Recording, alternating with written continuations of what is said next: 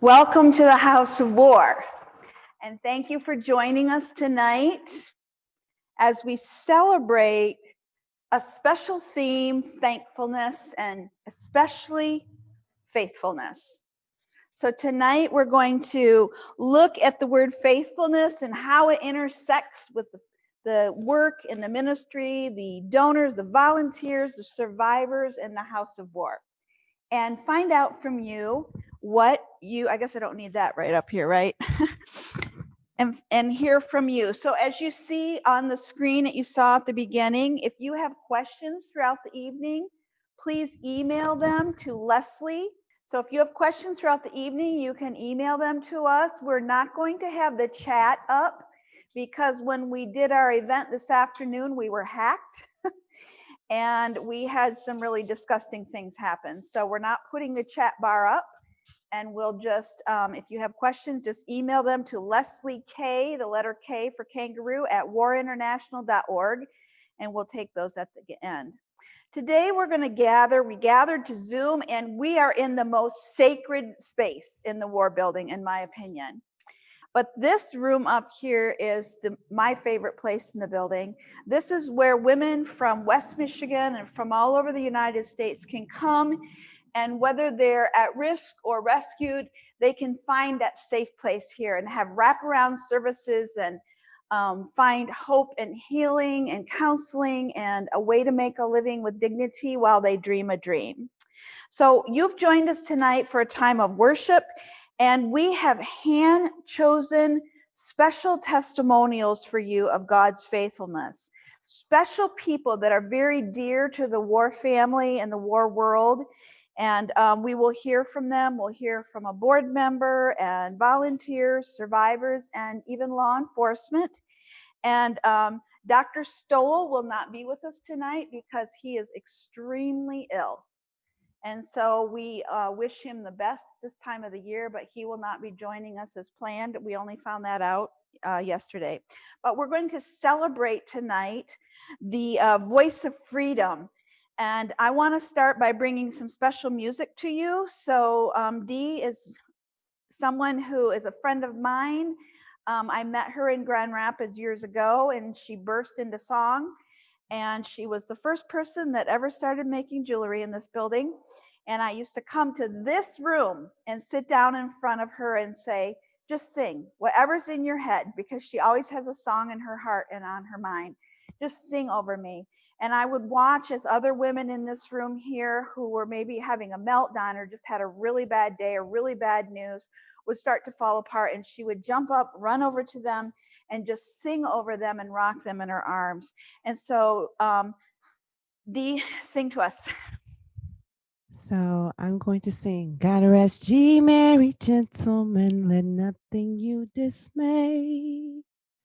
Remember Christ our Savior was born on Christmas Day to save us all from Satan's power when we were gone astray. Oh, tidings of comfort and joy, comfort and joy. Oh, tidings of comfort and joy. God rest ye merry gentlemen, let nothing you dismay. Remember Christ our Savior was born on Christmas Day to save us from our Satan's power when we are gone astray. Oh, tidings of comfort and joy, comfort and joy. Oh, tidings of comfort and joy. We picked the theme of faithfulness for this whole year because, and honestly, we did it before we knew that COVID was going to hit. And it's been an interesting year, hasn't it? And so, with that in mind, I just did some research on the word faithfulness. And I didn't know this, but over 1,000 years ago, Christians first started using the evergreen tree as a symbol of faithfulness and eternal life. And we don't really think about where the Christmas tree came from very often. But in the 1500s, the song O Tannenbaum or O Christmas Tree was sung. At first. It started as written as a tragic love story. And it was lamenting an unfaithful maiden to her true love. And the true love was represented by the tree, by the Christmas tree. It was tall, it was loyal, it was sure, it was always faithful, and it grew in the harshest circumstances. And yet it was always strong. If you Google evergreen trees and you look it up, you will see pictures of mountains that are just, there's not a piece of green on it. And then sticking out of the rocks is a little evergreen tree that just pointing to the sky, to the sun, and it finds its place in the worst conditions, in the harshest, bitter cold, the windiest, the darkest places. The evergreen tree doesn't shed its leaves, even in the bitter cold. And its cones and needles, unlike other trees, face upward as if looking toward the Elohim creator. And unlike other trees that change their colors, it never changes its colors. It's not a chameleon that tries to fit in and disappear. And evergreen trees can live for a few years or up to 700 years to serve their time, always looking upward. Most trees die in order to be reborn, but not the evergreen. The evergreen drops its seeds to the earth, and they fall to the earth, and they replant little trees underneath their shade. And they do that so that the little trees have the shade of their branches to be protected from the harsh conditions and have a chance to grow until they become strong enough to stand and fight on their own. And I think of that as I was studying that, I thought, what does that sound like? What goes to the harshest places? What is determined to brave the bitter cold and stand as a shelter and a protection to the little tiny trees and saplings and the little growths until they become strong? It sounded to me like the mission of Women at Risk. That circle of protection where that big tree spreads its branches out and it provides shade to the little birds and the little trees that grow beneath its shade until they can stand on their own. So Women at Risk has grown and survived to serve God in its time. We don't know the future. It's kind of hard, like we're getting ready for a board meeting, and it's really hard for us as an accounting department to know, how do we set a budget? How do you predict? How do you estimate what's going to come in sales? What's going to come in revenue and donations? And we don't know the future, but we know who does. And we know who holds the future. And it is the God who changes not. And I like the fact that in the midst of all this change, we serve the God who changes not. He neither sleeps nor slumbers. He is always watching over us. And our job is to stand tall as long as we're called to do so, and plant those seeds of hope and dignity and dreams for the future in the hearts of those we shelter. And interestingly, when I wrote different people in the war world, and I said, speak to how faithfulness is acted out or expressed in your relationship to women at risk, those were some of the words that kept coming up. And so our goal is never, ever to be the only tree. We've never wanted to be the only anti-risk organization or the only anti-trafficking organization. No, we want to gaze on a field of trees, mighty trees that stand tall and drop their own seeds and grow others. And with faithful arms of love and hope and dignity stretched out, offering that refuge to tiny little seedlings, tiny lives that shelter there. So we march boldly into 2021 by faith. Out with the old. We all want to get rid of COVID, don't we? We want to get rid of this year. Somehow we survived 2020. It hasn't been easy. Our sales overnight stopped. All we had was online sales. Overnight, we had an 80% change in our sales. But we know the future is unknown, but we are not afraid of risk. We don't run from it. We don't hide. We embrace it. We even named ourselves after risk, because that is our calling, to embrace risk. Under COVID, the world came to a screeching halt, but not risk. We had more 911 calls. Just this afternoon, we had a couple come in while between events today.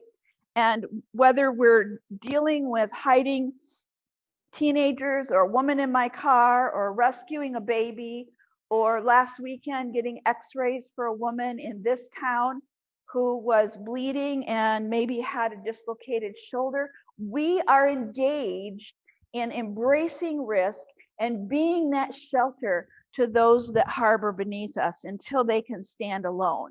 And so we're not afraid, and we know that the future is held by God alone. Every morning, Phil and I read a verse. We usually pick a verse of the year. And this verse was one we picked last year, and we're continuing to read it even into 2021 along with another verse. But it's Revelations 3, verse 8. And I'm going to start with verse 7. It said, "These are the words of God who is holy and true, who holds the key of David." And the key of David stands for authority. So these are the words of the one who's holy, true, and the ultimate authority. What God opens, no one can shut. And what he shuts, no one can open. I know your deeds. See, I have placed before you an open door that no one can shut. I know you have little strength, yet you have kept my word and not denied my name. The word there where it says, I know your deeds, over in the chapter before, he says, I know your deeds, your hard work, your perseverance. I know that you cannot tolerate wicked.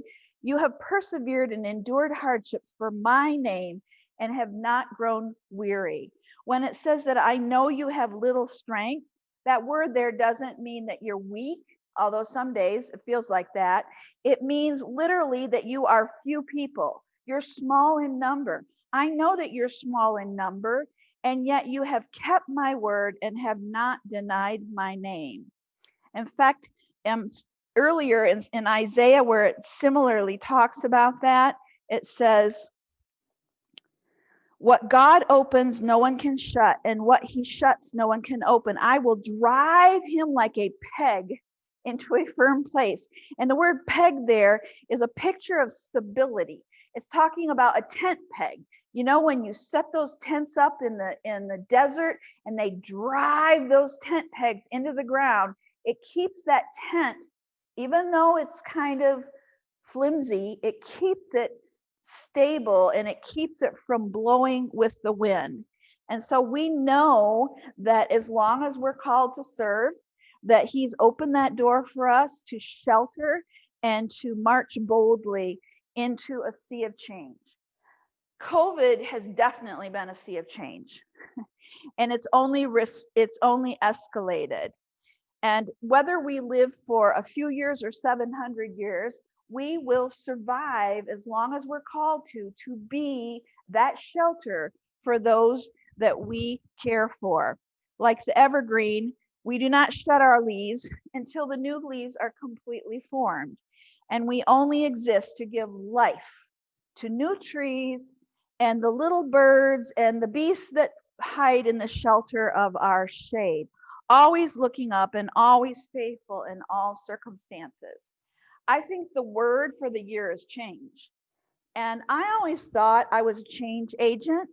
And I always, thought I like change. And then I realized, oh, I only like change when I choose it, right? Not change when it's pushed on me.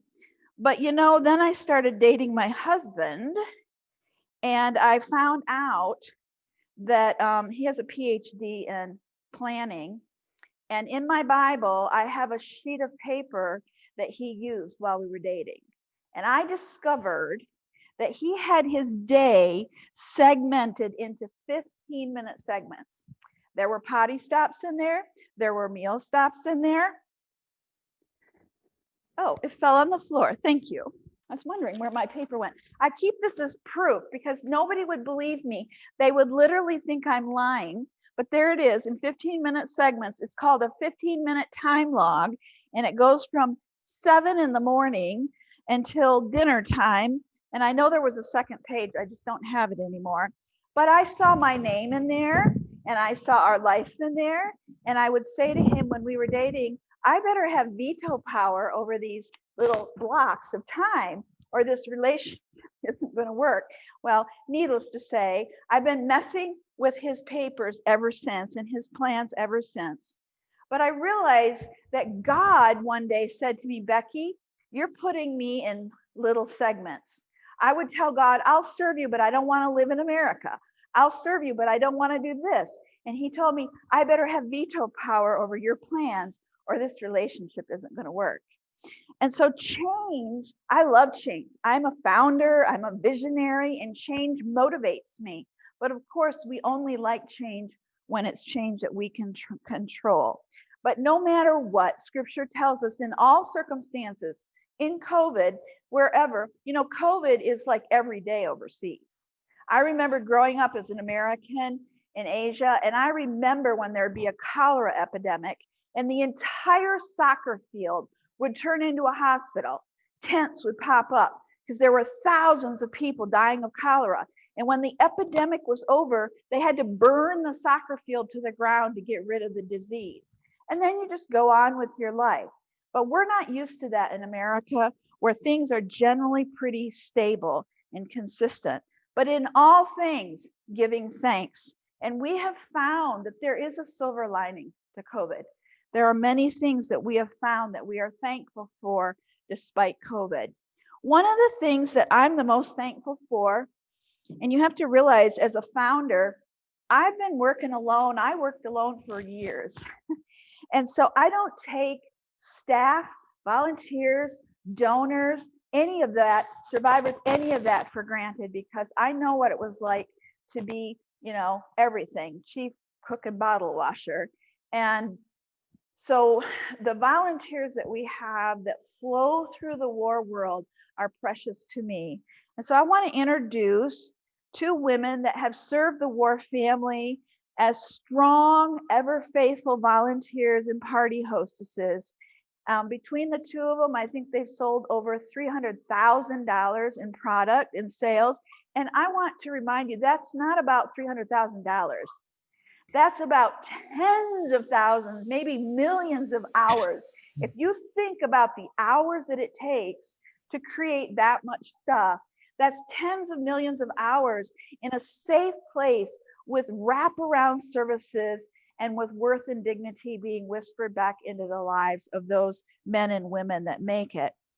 And so I want them to share with you whatever they'd like. They're zooming in. They were going to fly here for this event, and then Michigan shut down. And so they're zooming in from Pennsylvania. And so Brenda and DeFord, we want to hear from you right now. Thank you, Becky. My name's Brenda Hollenbach, and I first heard about Women at Risk in October of 2010 when Becky came to our church in Hershey, Pennsylvania. I remember sitting and listening and having my heart broken as she shared story after story of modern day slavery and of men and women who had no control over what was done to them day after day and night after night. I went home and told my husband, I don't know what happened today, but I know I will never be the same. And that's what happens when the Holy Spirit speaks to your heart. One of the things I absolutely loved about war is that it has given me, as an American woman, a way to tangibly help and make a difference in the lives of others, both here in America and overseas, who are much less fortunate than us. And through being a volunteer with WAR and speaking on their behalf and raising awareness of trafficking, I've been empowered to intentionally live beyond myself. And that is a really good thing. Another thing that God's done in my life was to help me see that I could not carry the weight of the burden of these women on my own shoulders. I remember Becky sharing one time that we don't have a place in our minds or in our hearts to put the atrocities that happen to people because of the sins of others. And that the only way to be able to continue well in this work was to learn to continually cast our burdens and the burdens of others onto our faithful Lord God, who sees all things and cares about all people and really is the only one who has the answers. And lastly, through my involvement with war, I've seen firsthand how circles of love and protection work. Not just that we are circles of protection and love for those that we serve around the world, but also that others are a circle of love and protection around us. God blessed our efforts to represent war in this area right from the start, as he faithfully raised up like-minded women to work together, not just selling the product, but also praying together, reaching out to at-risk women in our own area through strip club ministry and just friendship ministry, and then loving and caring for each other as well. And this has been a tremendous help and encouragement to me, especially in the last 4 years, that I have been in the center of a circle of protection and been taken care of by women who love me, while I have taken care of and buried my mom, my dad, my father-in-law, and just yesterday, my aunt. Because of these family responsibilities, I haven't had as much time to volunteer these last 4 years that I did the first 6. But God's work continues in this area because he's the faithful one and because it's his work and not mine. And so with that, I'd like to introduce to you one of my best friends, DeFord Davis, and a fellow war volunteer who God has used incredibly for his glory and for the good of others. Thank you, Becky and Brenda. Volunteering with Women at Risk over the past almost 10 years has given Brenda and me so much more than a chance to use our gifts to help those either at risk or undergoing restoration, or even to raise awareness of human trafficking. God's faithfulness in many areas has been apparent, and he has blessed us tremendously as we've served. We both enjoy being with people, and he has certainly filled that need, among others. From getting to know like-minded volunteers, mostly women, locally, to befriending missionaries and their families who run safe houses in Thailand, the richness of our volunteer experience can be illustrated through some of our many connections and stories. Over the years, Brenda and I have had over 65 women help us, and we've made some wonderful friendships from this team. One of our very dedicated local war consultants saw an interview that a local magazine did with Brenda about war years ago, and she got involved, and we've enjoyed a nice friendship ever since. And her daughter has helped out on occasion when she's been able. Another woman has 3 sons who represented war at their school fall fair for several years. And a community group came alongside us and helped at an annual war event, a pre-Christmas event at a coffee shop for several years. We've also been able to speak to local high school health classes about anti-trafficking, about human trafficking, as a result of our involvement with war. And that's been very rich and very educational. Brenda and I have daughters who've also been involved as they were able. God's tied our love for our families in with our passion to help. One incredible story of God's faithfulness. 2 years ago, my daughter Grace was looking all over the country for an AmeriCorps internship after college. At the same time, she was interviewing for positions around the country, and she was looking at jobs in Los Angeles, Utah, Texas. And at that same time, War asked if I could host a booth at the Global Missions Health Conference in Louisville, Kentucky. And I couldn't give an answer right away since I was planning on helping drive Grace to wherever she would end up. Now, my U.S. geography is not very good, so I had no sense of how this might work out. But as God would have it, Grace got a position in Austin, Texas. Her starting date was right after this conference in Louisville. And after a Google Maps search, we found out that Louisville was right on the way to Austin from our home in Hummelstown, Pennsylvania. So Grace and I got to represent war together as our last mother-daughter act before she moved away.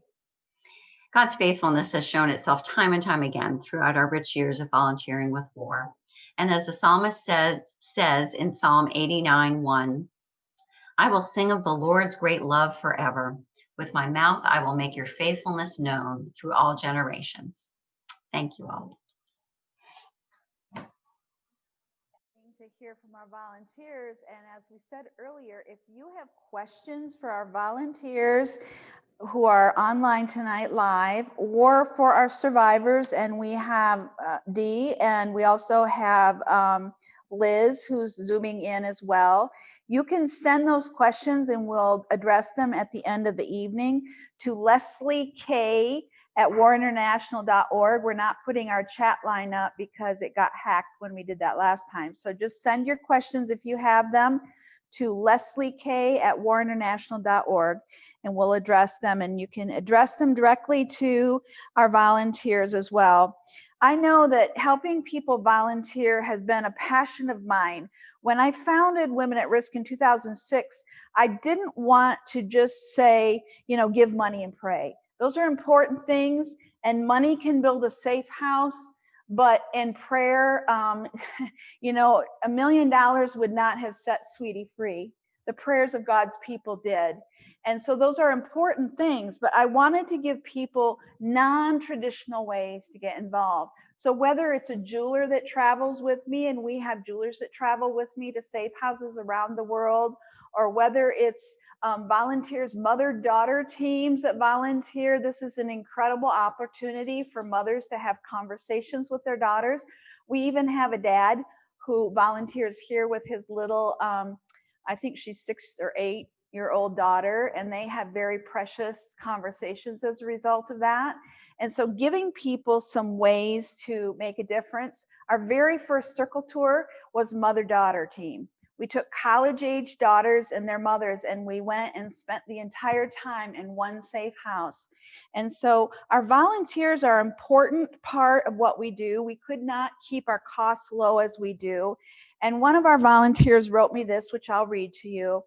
As a donor, she is a donor as well, and volunteer, I have seen firsthand war's faithfulness and commitment in being a circle of protection to the women in this room in the U.S. Training Center. Life struggles can be challenging, but war has stood with the women and provided employment, assistance with paperwork, help with housing, furniture, supplies, setting up apartments, school materials, rides to appointments, and food for basic needs, just to mention a few. Some women have grown in their faith, have been introduced to Christ for the first time, and become believers. War has and continues to be faithful in providing circles of protection. So our passion is to be that evergreen that grows and goes to the hard places and allows people who need that safe shelter to grow and get strong on their own. And so whether your questions are for survivors or donors or volunteers, please go ahead and feel free to ask those questions tonight. The next category of faithfulness, cameo, if you will, of faithfulness is our donors. And I don't take this for granted. It's always shocking and amazing and thrilling and awe-inspiring to us here at headquarters when we see the gifts come in, sacrificial gifts. Some of you have been giving since my husband and I first started our ministry 38 some years ago. And we were just young pups. We didn't have a clue what we were doing. We were wet behind the ears, and you trusted us with your resources to reach a world that needed help. And we set out to change the world, and the world changed us. But seriously, you really weren't trusting us. You were trusting that God would use us. And so whether you're a new donor or a donor that has stood by us for a very long time, it's precious to us. So a big thanks that goes out to the War family. One of the projects that you recently helped us with, which I'm going to give you a little update on because I want you to see how strategic it is. We get dozens of requests a week. We have over 200 partners in over 50 countries. And we can't possibly do everything. Imagine if you had to give your kids everything they ever asked for. You'd be bitten to death by a flock of ducks, right? And sometimes their requests are really important and really vital. And sometimes 2 days later, they forget about them. I'm not saying that's true of our partners, but honestly, I agonize over these requests because I never know, is this strategic or not? So a few weeks ago, about a month ago, I just felt God pressuring me. I can't explain it in any other way, to let you know about the factory in India that needed to move. And we had to get the money like in 2 or 3 days. We had very little time. That's not the way you raise money. But it was just a God thing. It was either going to happen or it wasn't. And they had to have the money by Saturday morning or they were going to be evicted.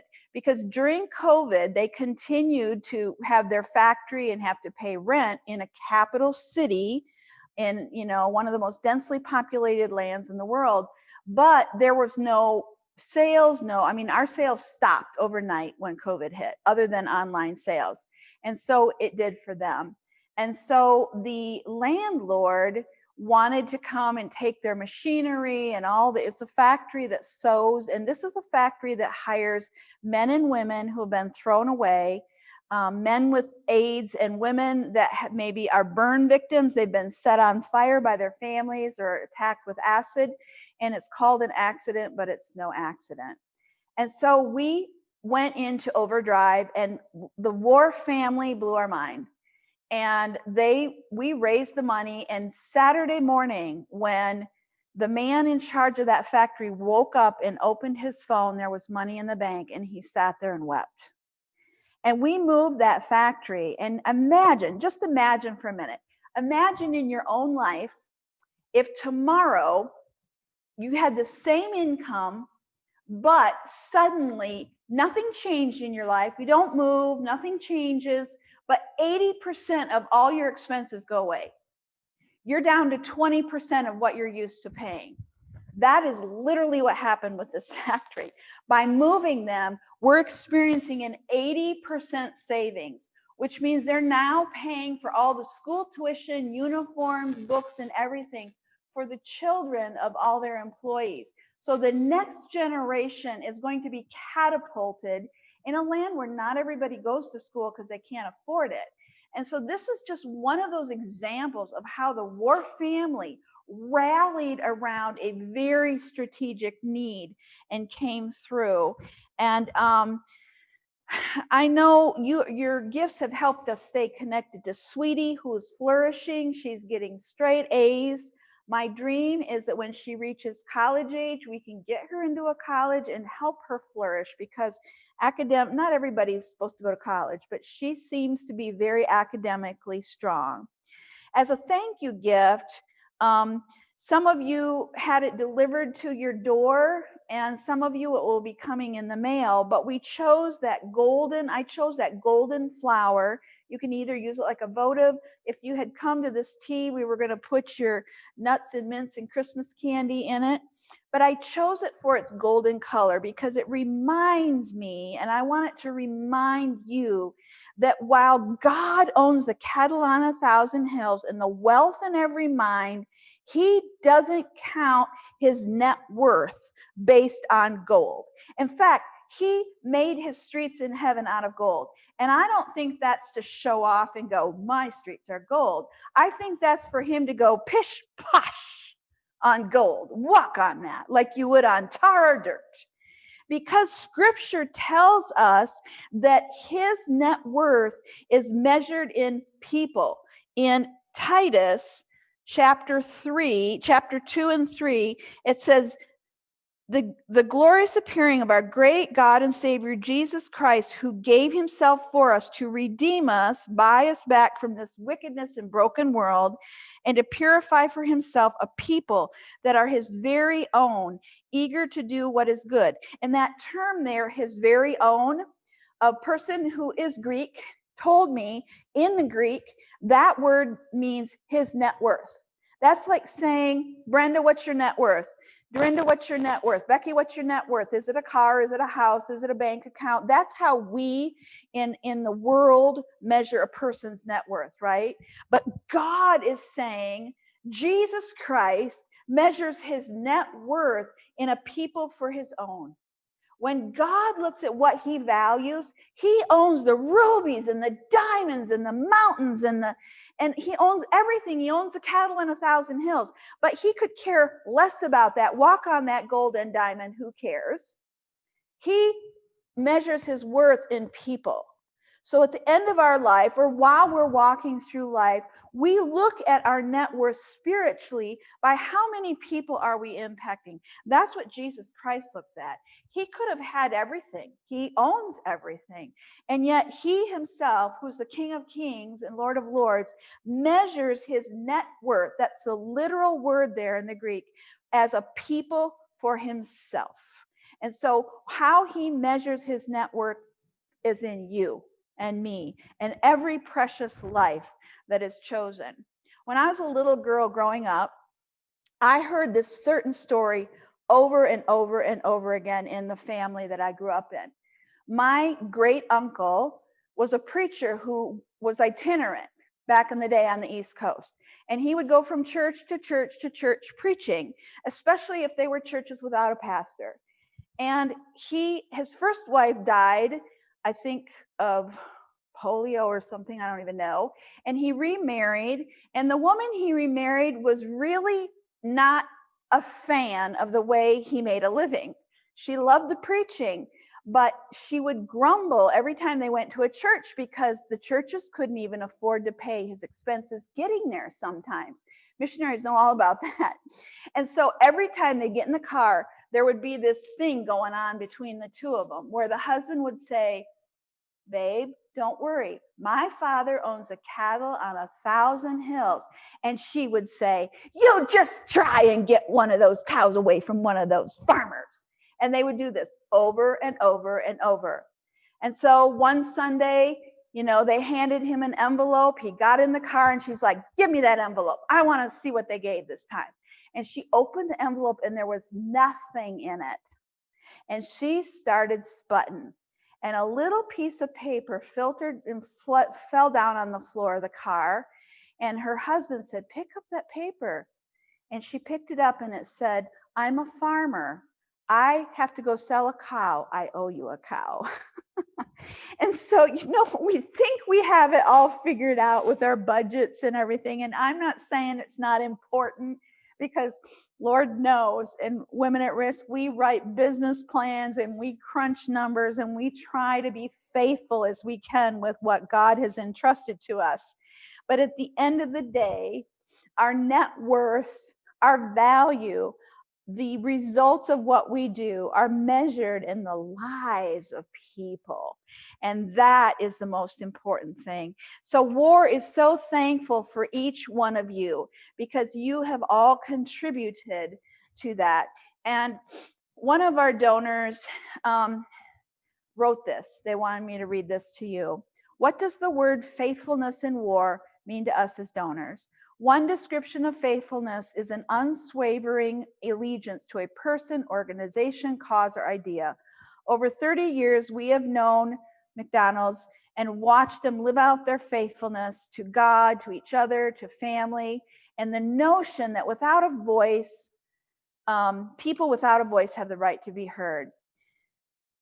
We've contributed to a picture of faithfulness, making war steadfast, dependable, loving, safe harbor to at risk. We've spoken out for those whose voices need to be heard and have seen the war team, there's no I in team, tirelessly work with people all over the world to create circles of protection for the least of these. As donors to war, we know first and foremost the love of God is unconditionally shown. Unconditionally. Nobody has to agree with us, by the way. We're non-sectarian, unconditionally shown to all. Truth is being spoken in love, and the hearts of those who work and volunteer at war are devoted to helping people find purpose in pain, peace in despair, and reconciliation with their Creator. To us, the donor, war displays a faithful, steadfast, dependable, never-changing love of God to each person it touches. And for us as donors, that is an investment worth every penny. And so we just want to thank our donors that allow us to not just rescue, but provide aftercare. And especially during COVID, the 911 calls that we've had, which have escalated. We had Giving Tuesday just happened, and we've extended it through the weekend because it's been a roaring success. And we had a war donor, a doctor in California, offer to match up to $15,000, whatever came in. And by yesterday, we had already reached, and today we've reached 33,180. And so the staff came to me and I said, well, let's double it from our original goal of 15 to 45,000. So we're only $11,820 short. And then that doesn't count the 15,000 that will come from this precious donor. But that is to the 911 fund. That is the fund that helps us rescue and those in need. Your gifts make rescue real. So the x-rays that we got for a broken doll, a woman that ran to us 2 weeks ago, the clothes for the girl that was hiding in my car, running for her life when COVID hit and was barefoot and her feet were bleeding. The phone that's alive to assist in the rescue of a 3-week-old, teens that disappeared and are now reunited, a call this afternoon from California. So thanks to each of you, we will march into 2021 by faith. Faith is believing in things unseen. And we can't see the future, but we trust God that we will stand tall as the evergreen for as long as He calls us to do so. And you are the greatest example of faithfulness. Your gifts have proven faithfulness to our staff, to everybody in this building, and we delight in you.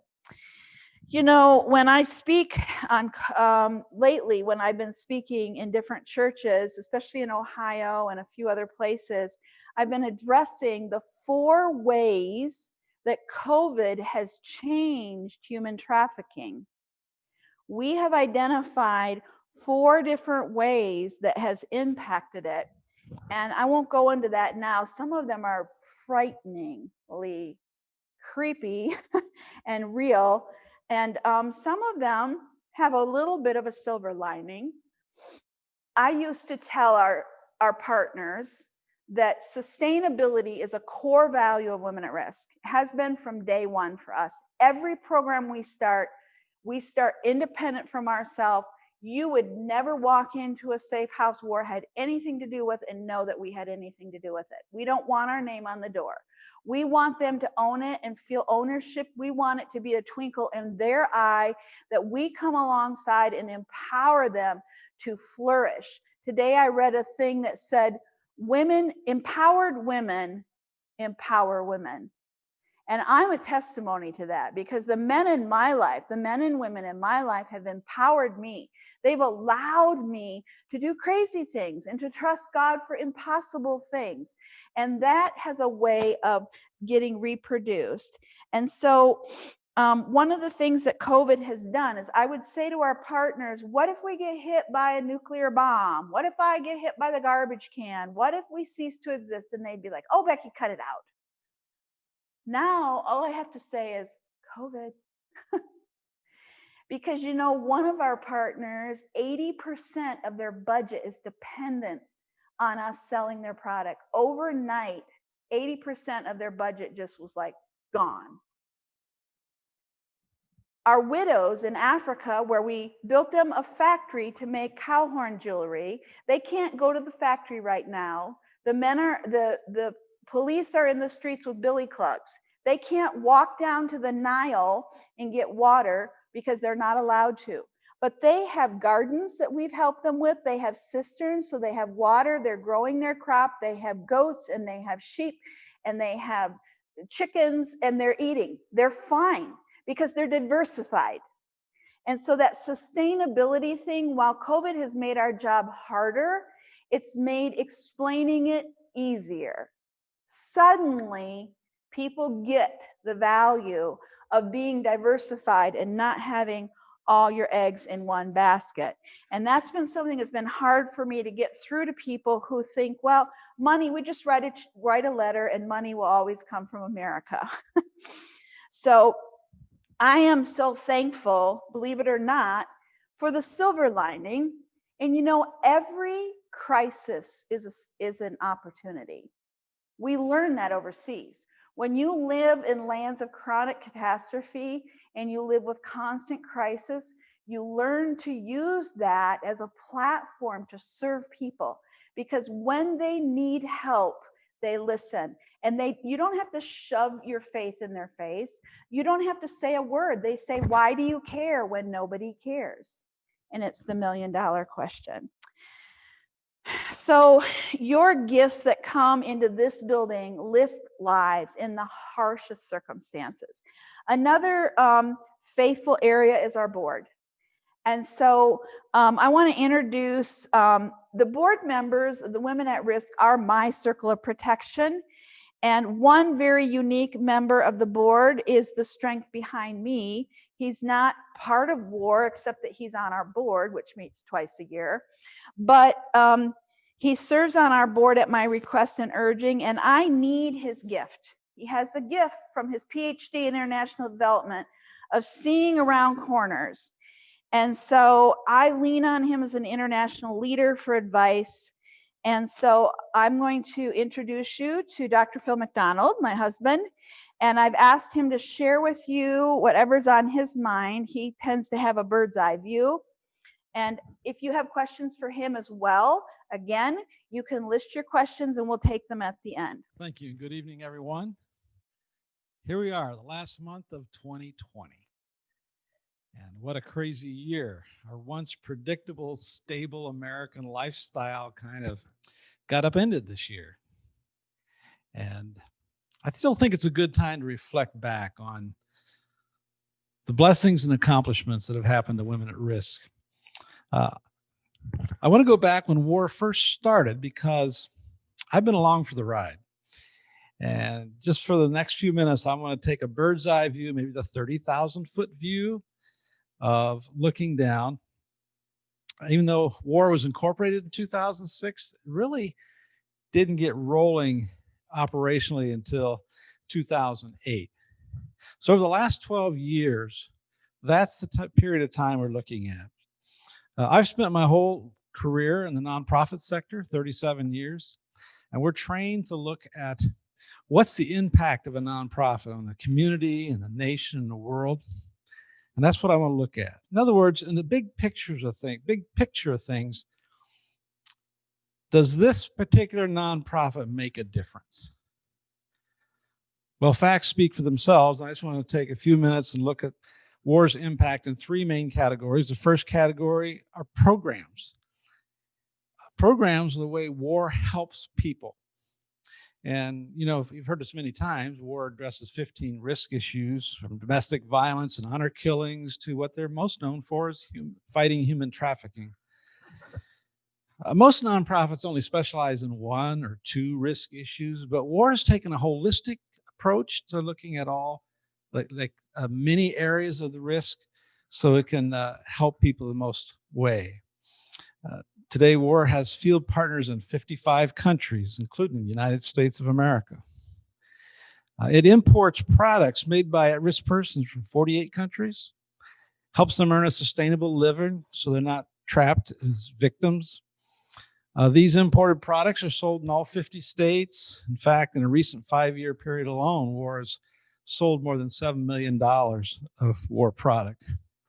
But most importantly, this organization helps victims rebuild their shattered lives through counseling, job training, medical care, just to name a few of the aftercare services. The second category, first was programs, the second one is training. War instructs people about risk issues and what they can do about it. And its main training program is what we call the CFR, Civilian First Responder, using the concept of emergency first responders. Now, we all know that first responders like police and firefighters are the first on the scene. Well, war took that concept and applied it to any of us. As civilians serving as citizen first responders, having eyes and ears trained to see people who are in trouble, who are at risk, and would be too afraid to go to public service providers. Now, since this program started, the CFR has been tailor-made now to different occupations. For example, there's a CFR for medical and dental professionals, for hospital staff, psychologists, social workers. In fact, war is licensed in all 50 states to teach in programs which provide CMEs, continuing medical education programs, and credits. CFR also trains attorneys and paralegals about legislation related to criminal prosecution of human traffickers. Trains corporate executives at Fortune 500 companies. Trains government agencies such as Homeland Security, FBI, Department of Transportation, and Veterans Administration. And trains the military, whether at bases around the country, at the Pentagon, or Marine General's Annual Conference at Quantico. Trains students in high schools, public and private colleges, and universities. So training is a very important part of the whole war process. The third category after programs and training is advocacy. Advocacy means advocating for the rights of victims, getting the message out about how war helps our nation understand the nature of risk. And does this in different venues. One main venue is the media outlets, scores of interviews on TV, radio, around the country, and now even Zoom presentations around the world.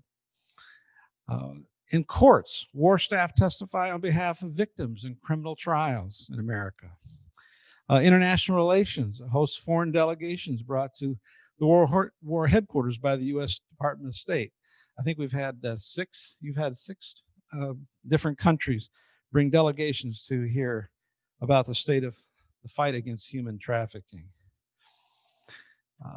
War testifies before Senate subcommittees on human trafficking. It attends international conferences around the globe and works with Interpol, that's the International Law Enforcement Agency.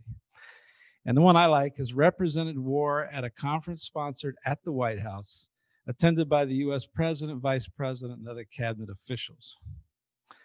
What's the result of war's programs, training, and advocacy?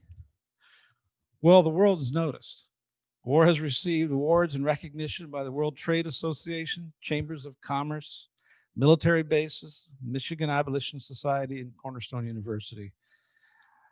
In conclusion, I want to say this. In 12 short years, well, except for 2020, all right? That's been a long year, so we won't go there. But no, seriously, I'm astounded by the incredible growth of this nonprofit organization. In 12 short years, Women at Risk has created an integrated, holistic approach to identifying and caring for victims at risk, empowering them to live without fear, earning their own living, and rebuilding, restoring their lives. It's a unique approach. And look, in a little over a decade, it's created programs and relationships that impact lives and livelihoods in 55 countries. In just 12 short years, WAR has developed a global media reach, advocating for the rights of those criminally abused, socially outcast, and fights for the dignity and worth of each person.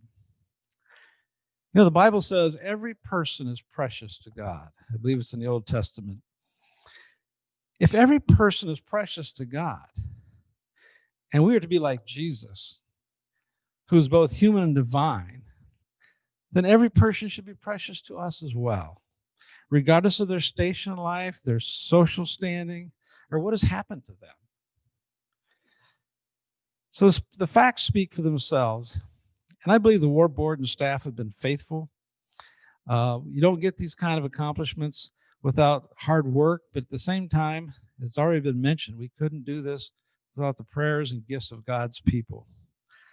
I believe this is a worthy organization with an amazing global impact, whether changing lives right here in West Michigan or on the other side of the planet. So you understand that this is the annual Christmas tea, the main fundraiser of the year. And I can assure you that your donation is going to a worthy cause. And I want to thank you for your gifts and your prayers. I want to wish you a Merry Christmas, and let's hope for a better New Year. One of the people that I want to represent tonight who wrote us is law enforcement. And how precious were her words. These are people who, when we're, overseas, we would never call law enforcement. They're the last people we call when we're in trouble. But in America, we call them and we don't have to grab that kid and run on the fly and figure it out. And so they are a resource to us, and we work closely with them. And there's one person in particular who was the very first law enforcement person I met. And I call her when in doubt. If I even have a question, even don't know which law enforcement to call, which branch, which person. And she is such a advisor to me. And I just wrote her when I knew that Dr. Stoll was sick and couldn't come tonight. And I said, tell me, in your words, what is the intersection between faithfulness, war, and what you do? How does that word resonate for you in the world that you and I work in? And this is what she wrote. When I think of being faithful, I also think of the word hopeful. Hopeful is maybe a baby step to faithful. Hopeful can turn into faithfulness when our hope is in the Lord and the desire of our heart is to be closer to Him.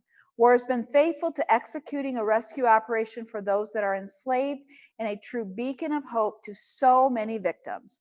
War remains faithful to a Christ-centered approach within a very broken world. And she knows that so well.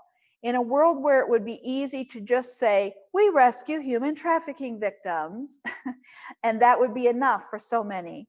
But war knows the rescue is just the beginning. They don't just rescue. They show the love of Christ to someone who is only maybe at best hopeful, who is only hopeful because they don't know faithful yet, and maybe to a victim who doesn't even know that hope works. Maybe they have hope for so long that they've given up and decided it's easier to just be the person who they are treated like. Ooh, that hurts me when I read that. That's so true. The truth is, to hope, when you hope, you can actually crush your spirit when it's constant. And many have hoped for years before they were trafficked, during tragic years that set them up to be trafficked. But imagine this victim who has been hopeful at some point and then gave up. And then they see faithful wars show up, and not just show up, but capital letters, show up. with a team of God's people that resemble, I like this, a godly army to help them, to save them, someone who may not even feel they are worth saving. And all the time telling them that they are worth it, worthy and loved, and told that their hopes and dreams can be realized. These victims see this happen and actually see God and maybe feel hope restored. The beauty of a Christ-centered human trafficking nonprofit is there is further godly purpose. It's not just to rescue and say, now you're free, but to rescue someone and model Christian love by showing them that they are not just free, but that they will help them stay free and love them until they feel restored and love themselves. And all the while, show them God's grace and love. All the while, helping them feel precious in his sight. And this aftercare is what helps them stay free. So precious to hear those words from her. Well, the most important group, in my opinion, is survivors, because that's what we exist for. And so we are here to lift, to protect, to empower them, and to help them find their voice and to fly. They're that little tiny bird that's sheltered under the broad wings and the broad branches of that tree, that evergreen tree. And they need that safe place. They need that safe place to learn to fly and to learn to be on their own. And so tonight we have a survivor here, and also we have a survivor who's zooming in. So Liz, if you want to say something, you need to text Leslie, and then we'll turn your mic on because we have the mics turned off. But you can click, if you go to the bottom of your screen and choose participants, you can click on the 3 dots at the bottom, and that will raise your hand electronically for any of you if you have questions. Or you can just send Leslie k@warnernational.org. But if you'd like to say anything, please feel free to, since I see that you're on our Zoom with us. In this city, years ago, I met a woman who wanted out of the life she was in, and she's going to sing to you. She first sang to me in a dark place, belting out all 4 verses of His Eye is on the Sparrow, and there was not a dry eye in that room. Dr. Martin Luther King said, darkness does not drive out darkness, light does. You can't fight darkness with darkness. You fight darkness with light. Anne Graham Lotz, Billy Graham's daughter, said, for heaven's sake, just turn on the light. And I say, for Christ's sake, and I do mean Jesus Christ's sake, turn on the light. We have the light of the world that dwells within us. And we can just turn on the light. Right now, all over the world, faithful partners are invading the darkness with the whisper, come to the light where there's hope and healing. And Darenda has been shedding light in her life and others that were brought into this training center ever since. And they come here to learn skills, to get jobs, and to blot out their past. They can work hard and build a resume. And today she models in our store lookbooks and makes beautiful jewelry. She goes with me to the Senate as an expert witness. She speaks, she tells her story. She sings at the drop of a pen and serves on our survivor board of reference. She's an artist now, painting murals for the city of Grand Rapids. And she started something new, which I'm going to announce. If you're interested in it, I'm going to give her one of my jean jackets, and she will paint on it and create a piece of something. And I think I might have you put Micah 6:8 in it. Do justly, love mercy, and walk humbly. I don't know. But I'm letting you know that she does one-of-a-kind fashion painting on clothing of your choice. So if you have a piece of clothing that you would like her to paint on, you let us know, and we will work with that. But she will paint that for you, and I can't wait. She's my buddy, and she's a hero to everyone in this building. And because of her, others have left the darkness and come into the light. And some of you know, you've heard her voice on the CD that we have, that we sell. Voices of War, because she and 3 other survivors, we took them to Reba McEntire studio, and they recorded songs that they had written or that they chose. And I would love to do that again someday with a medley, maybe of mothers and daughters or lullabies or something like that. Dee's going to sing to you, and then we're going to see if you have any questions before we start bringing it to a close. So, yes, and you can say anything you want. That's right, I forgot. You can say anything you want, girl. And Liz, so can you. Good evening, everybody. Hopefully you can see me. Like Becky says, there's always some type of song, and usually God ministers to me, and I never know exactly, but it's what's in my heart at that particular time. So this is a song that's a congregational song for most people that know it, but this is just my ode to God. I love you, Lord, and I lift my voice to worship you. Oh, my soul, rejoice. Take hold, my King, in what you hear. Let it be a sweet, sweet sound in your ears. I love you, Lord, and I lift my voice to worship you. Oh, my soul, rejoice. Take hold, my King, in what you hear. Let it be a sweet, sweet, sweet sound in your ears. Faithfulness in war and God.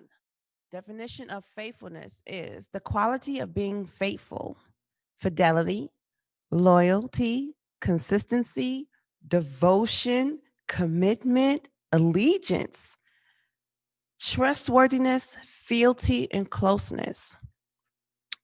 John 8:31 and 32 says, Then said Jesus to those Jews which believed on him, If you continue in my word, then you are my disciples indeed, and ye shall know the truth, and the truth shall make you free.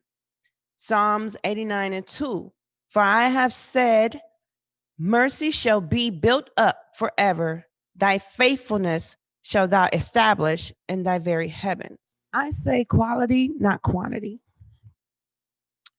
I'm kind of veer off from this for a minute.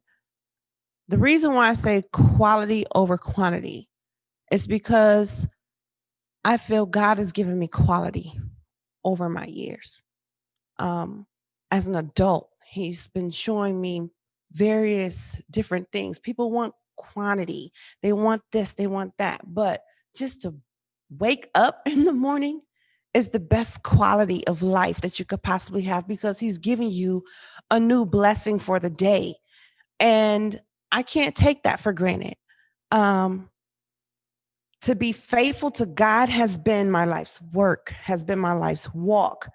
In him, I trust in him, to be steadfast in his word and just to believe his word. I could say that during my adult life, I've seen God work in so many different ways. I've seen him take me and provide for my family, and based on prayer, just consistent prayer. I've seen him take me out of dark places and the mire and muck and put me in places where kings and queens sit. I've experienced that. And I've seen him do marvelous works, not just in my life, but others. My life has changed. My walk has changed. My talk has changed. And even now, 7 years later, from being walking in the door of war, I've seen my journey change. I've seen my life with God change. And walking with war, constantly saying, hey, you are a child of the king. Don't you know you're princess underneath God? You're this, and he's this, he's that. And sometimes that remembrance. But God is quality. He is not quantity. He is quality. And to actually have a company, a family,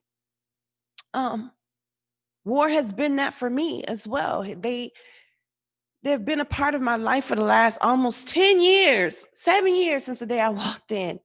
They've been with me through thick and thin, dedication to my life and to my family, every step. Even though transitions of life have you up and down, have you here and there, in and out, they've been with me. Just like God has been with me, they have been with me as well. Constantly reminding me whose child I am and where I belong in the kingdom. And war has constantly shown care and dedication towards me and my family, has helped me grow as an individual, gave me a place and to show how much my voice is valued.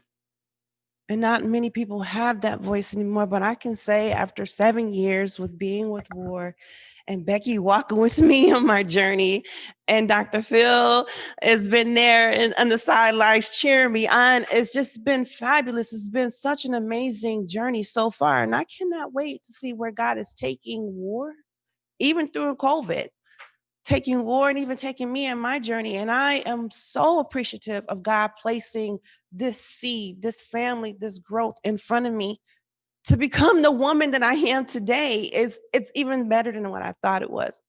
But I am grateful to have them as a friend.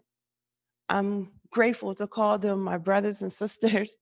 I'm grateful to be a part of war.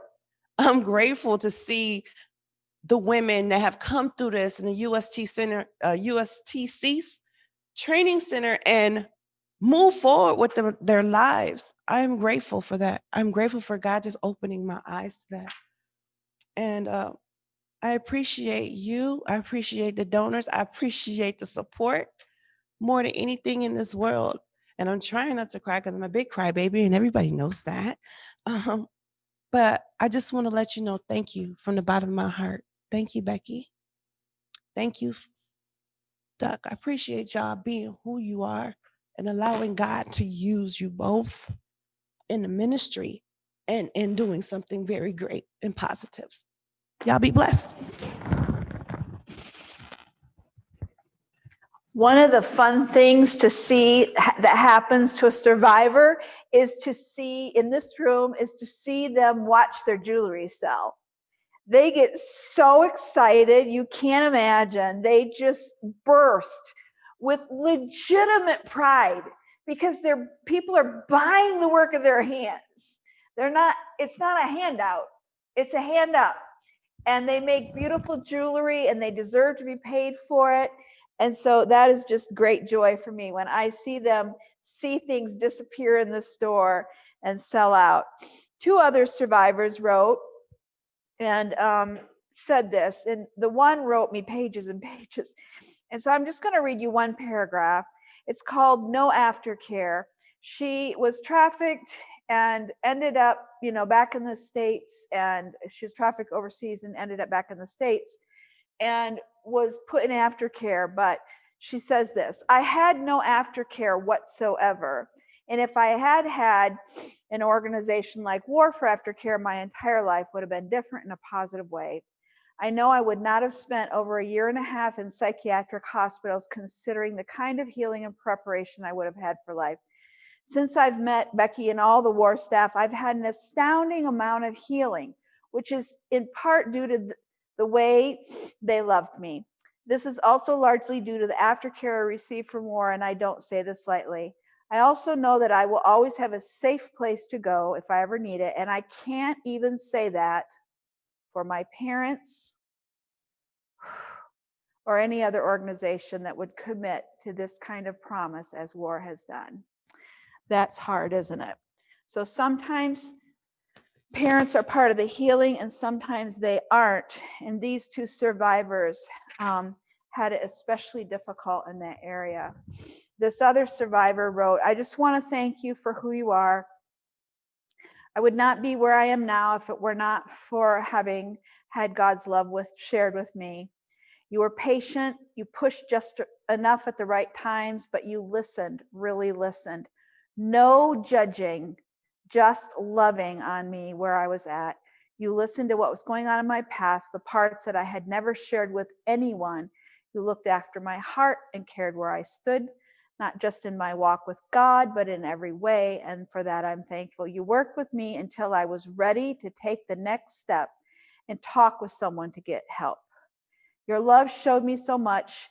You took my hand and walked with me and did not send me off to do it on my own. In fact, I went to counseling with her for a long time. You checked in on me and all. You even did as I got married and had a child. I don't think if you hadn't been there that I would be where I am at now. I may have found help, who knows when, but not where I am. Something about you made it all safe to show that scared part of myself, a part that I was hiding from. The hardest part, she asked to see her medical records. She had been abused as a child, and she had fragmented memories of that. And when we got the records, we discovered that her mother had been part of it. The hardest part was seeing that my mother had lots of parts in all the sexual abuse that took part in my life. She even set some up and allowed it to happen, watching with her best friend. And there's more to it. But it all started because of the hand you put there. Then we talked in the parking lot and started emailing. You were God in the skin. And that's what I want you to remember from all of this. God in the skin, Christ with skin on. You gave me all this time to come back around and be able to share and help others. I remember you saying, I have a story to tell. I remember thinking there was no way I would ever tell anybody, by the way. This is with her permission. You never have pushed it or any of that. You have waited for me to come back and say I was ready, but you knew way back then that one day I would, and I'm thankful. You believed in me when I did not believe in myself at times. God has taught me so much, and it brings me back to where I am ready to share. And you showed me that there are still people that can be trusted. God has been great in my life and my family's life. So again, a testimony from a survivor, Christ with skin on. And if you were listening to the harp music that we listened to earlier, you heard the song, one of my favorite songs, Mary Did You Know? And Breath of Heaven. You know the song Breath of Heaven by Amy Grant. When we were recording in Nashville, when we took Darenda and others there to record their voices professionally, the man that was running the sound equipment for us told me that he had recorded that song for Amy Grant when she first sang that song, Breath of Heaven, Hold Me Together. And it's a story of Mary, the mother of Jesus, being pregnant and being frightened. And she had just gotten a divorce and she was pregnant and she was weeping through that song, imagining what it would be like to be Mary and be a frightened little teenager. And I have used that song many times in our team leader meetings. And no, we're not Mary, we're not pregnant with the Son of God, but we carry Christ within us. He is within us. We are the temple of the living God. We are called to be Christ with skin on. We are called to give birth to the reality of his presence and show the world that the Son of God came on Christmas Day. And so I read these words to you and think of that. Each one of you, we are called to show that to the world around us. And sometimes that requires that we go into those harsh places, those cold places, those places that nobody wants to go, and that we make eye contact with that person who maybe we would ignore on a normal day. Maybe, and if we do that, shame on us. Next time you walk by a homeless person, don't look away. Look into their eyes. We are called to be Christ with skin on. And Mary, when I've often played this song in team leader meetings and said, you know, we at WAR, and you as our volunteers, our constituency, our donors, our prayer warriors, we are all called to sing this song. And I often think of this when I wonder when I pray if God would have chosen me. And so these are the words: I have traveled many moonless nights, cold and weary, carrying the Son of God within me to the world to see. Holy Father, you have come and chosen, and I changed the words a little bit here, to each of us to carry your Son to a weary world. I am waiting in a silent prayer. Have you ever done that? As you pray for that loved one in your life this Christmas, this holiday season, and you know, the holiday masks a lot of pain. Weddings, funerals, and holidays bring out the best and worst in families, don't they? And we know that holidays are a hard time for many families. And this year, especially with COVID, I'm waiting in a silent prayer. I am frightened by the load I bear. Are you ever frightened by what you know you've been called to do? In a world as cold as stone, must I walk this path alone? Be with me now, hold me together, lighten my darkness, pour over me your holiness, for you are holy. One of the most precious things I can do, and I wait, I never offer it, I wait till I'm asked. Most precious thing I can do is take a wounded person to the foot of the cross, because there, a holy God in his presence is the absence of all evil. They've been to hell and back. They've known evil like you can't fathom. And to take them to that place where there's the absence of all evil and the presence of all good. Pour over me your holiness, for you are holy. Do you wonder as you watch my face if a wiser one should have had my place? You know how many times I've asked that question? But I offer all I am for the mercy of your plan. Help me be strong. Help me. Breath of heaven, hold me together. Be forever near me. So as we move into the holiday season and we're praying in that silent prayer for those we love, we are carrying the light of the world within us. And we are just opening people's eyes to the fact that there's light. And the wonderful thing about light is when you bring the darkness into the light, it loses its power. Every time it loses its power. So I want to close in a little bit with a song. But before we do that, I don't know if any of you, do you have any questions, Leslie, that have come to you for anybody? Okay, if you don't have questions, that's fine. But if you do, we will take them because we're not eating tonight. We're going to finish a little early. But if you have questions for our survivors, you are more than welcome to send them to Leslie K, as in kangaroo, at War International, spell out international.org. But Hi, Becky. Hey, Liz, go right ahead. Lizzie is a survivor, and we're happy to have you online tonight. So share whatever you'd like.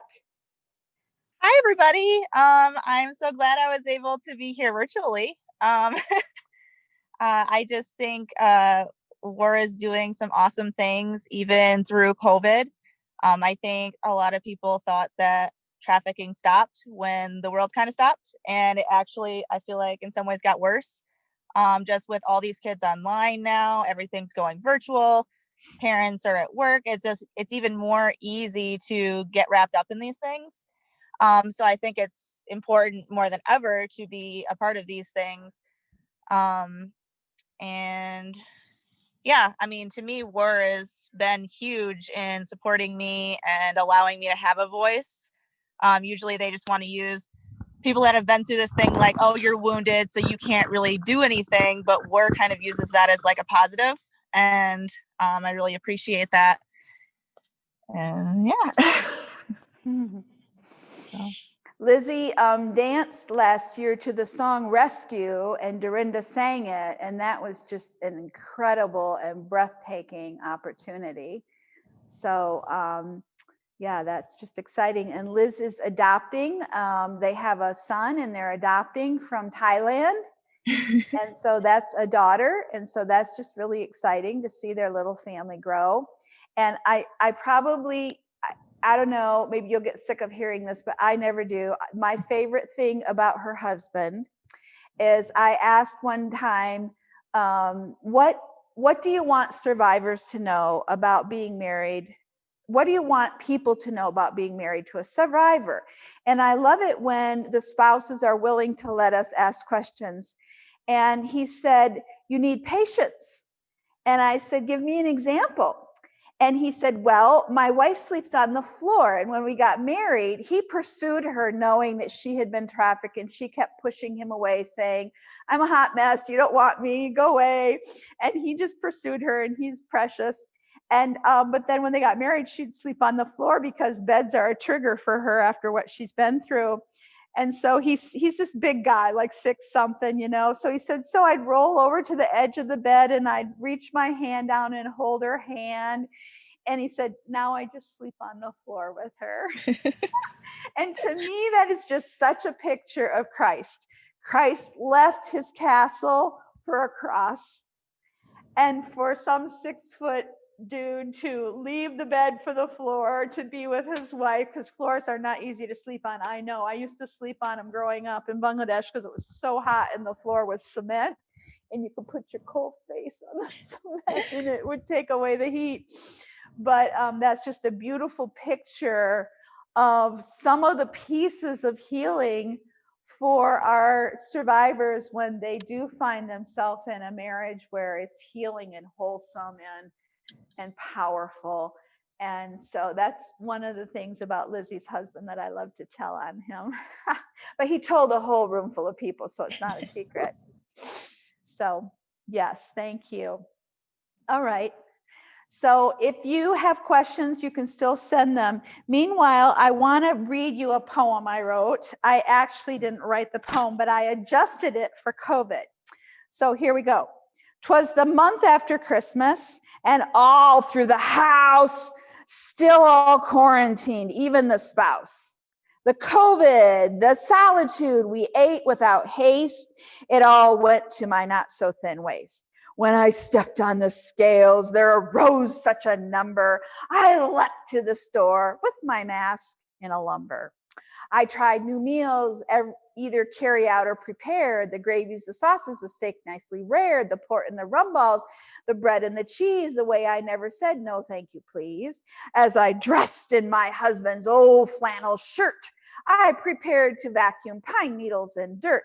I said to myself, as only I can, you can't spend 2021 disguised as a man. So away with the last of the chips and the dips. I won't have a cookie, not even a lick. I'll chew on a stringy long celery stick. I won't have a biscuit or cornbread or pie. I'll munch on a carrot and quietly cry. I'm hungry, I'm lonesome, quarantined is a bore. But isn't that what January's for? Unable to wiggle, no longer a riot. Happy New Year to all, and to all a good diet. So as you move into 2021 by faith, we just want to thank you for joining us. We're so humbled you're here, and we're here because of you, because you care to lift the wounded. Because of you, we've grown, and God bless you and keep you ever so close to his heart.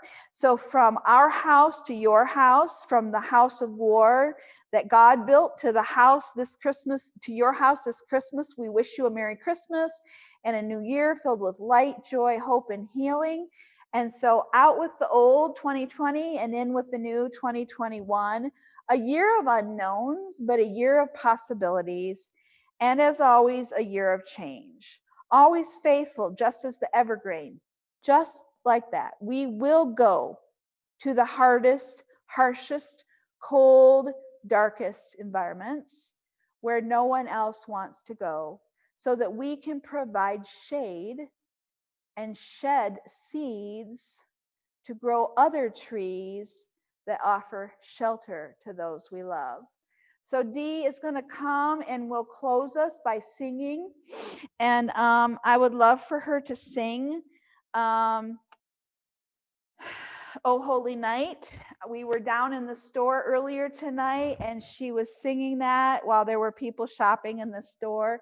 And everybody just kind of froze because it's just a beautiful picture of the original Christmas. And you know, when I was growing up in the jungles of Bangladesh as an American, we didn't even have electricity when I was growing up. But when I went back as an adult and raised my kids, I would walk those jungle pathways on moonless nights and on full moon nights. There was no electricity. There was no tinsel. There were no Christmas tree lights. And, you know, it's a Muslim country, so they hardly even celebrate Christmas. And I would think this is what the first Christmas was like.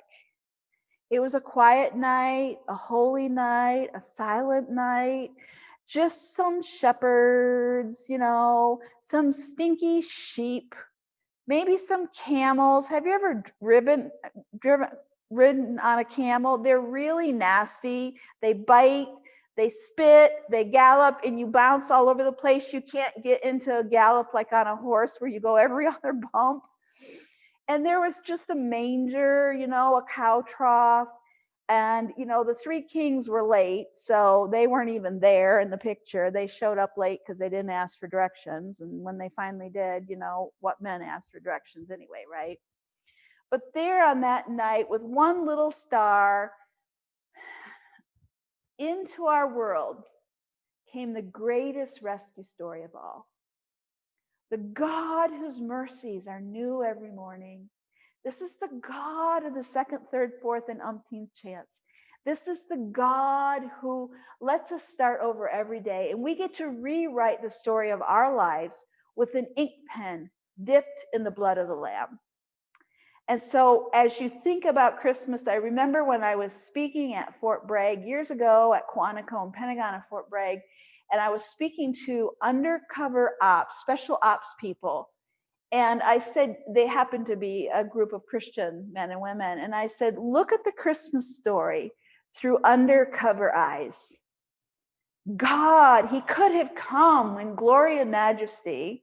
Instead, he just came with a little choir, stinky little sheep, and a little star.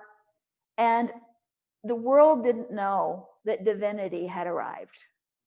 And he came to rescue us from a broken world and to give us the picture of his son so that we could be Christ with skin on. We have the light of the world. All we need to do for Christ's sake is let it shine. And so, Dee, you just sing something to us, Holy Night, whatever you like, and then you're dismissed. But we just want you to thank you for joining us. We want to thank you for your gifts, for your time.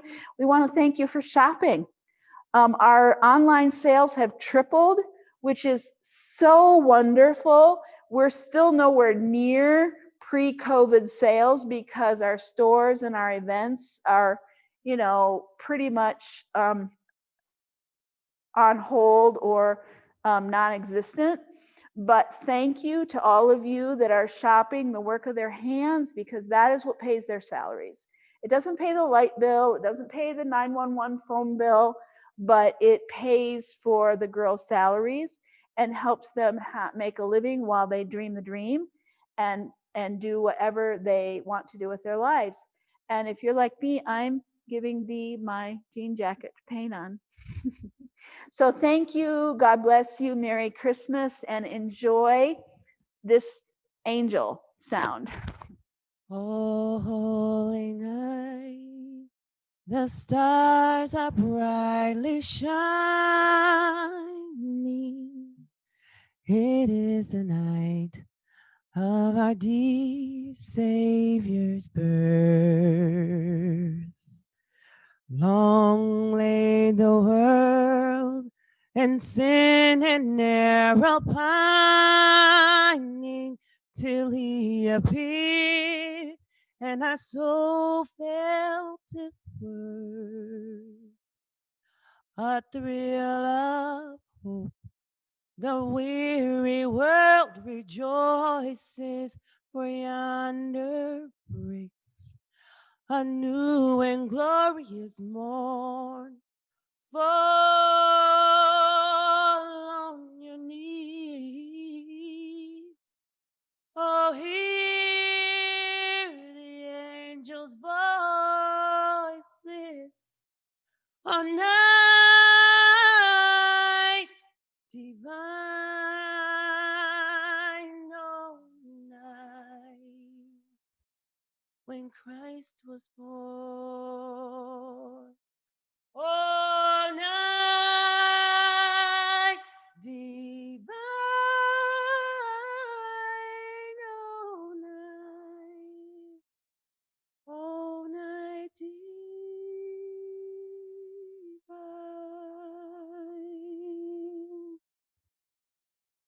Merry Christmas.